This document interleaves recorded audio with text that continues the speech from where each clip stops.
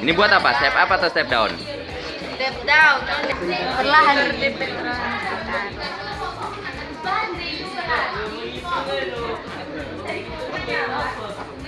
Nah, jadi ini buat apa? Step apa? Step up. Step up. Berarti kumparan primer harus lebih sedikit daripada kumparan sekunder. Oke, coba lihat. 15. Jangan terlalu lama dong.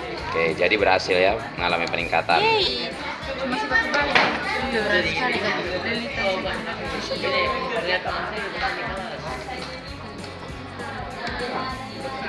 Oh 3 iya. Sekarang syarat untuk step down apa? Kumparan primer harus lebih Lebih besar besar daripada kumparan sekunder.